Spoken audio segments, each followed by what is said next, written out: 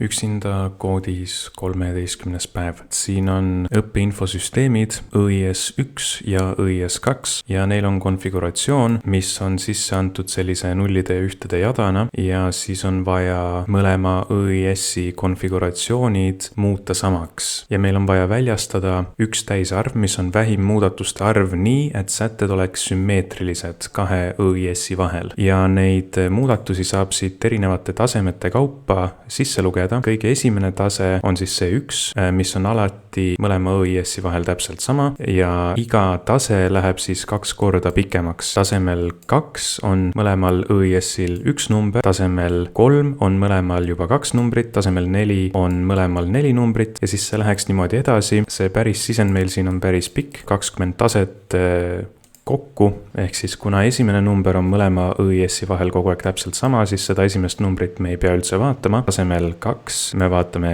siit neid numbreid, tasemel 3 on mõlemal juba 2 numbrit ja tasemel 4 on mõlemal juba 4 numbrit ja see läheks niimoodi edasi, et tasemel 5 on siis mõlemal juba 8 numbrit, siis on 16, 32 ja nii edasi. Peame vaatama, et need tasemed oleksid omavahel sümmeetrilised. Ehk siis me saame siit tõmmata sellise joone näiteks tasemete vahele ja me peame vaatama, et need numbrid mõlemal pool hakates lugema siit sellest keskmisest joonest väljapoole oleksid numbrid täpselt samad. Et kui me vaatame 0 ja 0, siis need on täpselt samad. Kui me vaatame siit 0 ja 1, siis me peame tegema +1, sellepärast et need on erinevad. Kui me vaatame 1 ja 1, need on samad, nii et kõik on korras. Siit vaatame 0 ja 1, läheb veel omakorda +1, siit vaatame 1 ja 1 on samad ja siit 1 ja 1 on samad ja siit 0 ja 0 on ka samad. Nii et lõpuks selle näite järgi tulebki vastus 2 ja kood sellele on ka üpriski lihtne, et see ongi kogu minu kood, mis minul on selle ülesande jaoks. Alguses me loeme lihtsalt selle rea sisse ja siis me eemaldame selle kõige esimese numbri sealt, sellepärast et kõige esimene number on kõige esimene tase, mis on mõlema õIS-i vahel täpselt sama kogu aeg, nii et me ei pea sellest hoolima. Meil on muutuja, et lugeda kokku kõik muudatused, mis me peame tegema ja siis meil on see hetkeline pikkus, kui pikk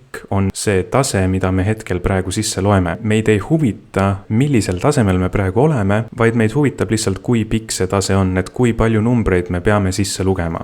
Iga taseme kohta me loeme siit sisse taseme vasaku poole, mis on õIS1 jaoks ja loeme sisse taseme parema poole, mis on õIS2 jaoks. Kuna me teame kogu aeg seda pikkust, mis iga tsükli lõpus kasvab 2 korda, siis me saame sisse lugeda täpselt nii palju numbreid, kui suur hetkel on pikkus. Näiteks siin, kus on 4. tase, meil on pikkus hetkel 4 pikkune, mis tähendab, et vasakus pooles me loeme sisse 4 numbrit, 0, 1, 1, 0 ja paremas pooles me loeme sisse ülejäänud 4 numbrit, 1, 1, 1, 0. Aga kuna me parema poole peal kutsume reversed funktsiooni, siis me loeme need sisse mitte vasakult paremale, vaid hoopis paremalt vasakule. Ja siis me saame 0, 1, 1, 1. See lihtsustab kõvasti meie koodi, kuna me peame kontrollima kõiki neid numbreid keskelt poolt väljapoole. Aga kui me pöörame ühe nendest 2 numbrist ümber, siis need numbrid, mida me omavahel kontrollima peame, jäävad täpselt kohakut. Ehk siis me näeme siit koheselt ära, et need 2 nulli, mis on täpselt sama koha peal, on mõlemad nullid. Nii et siin ei ole ühtegi muudatust vaja. Ühed on samamoodi täpselt samad. Siin on ka ühed samad,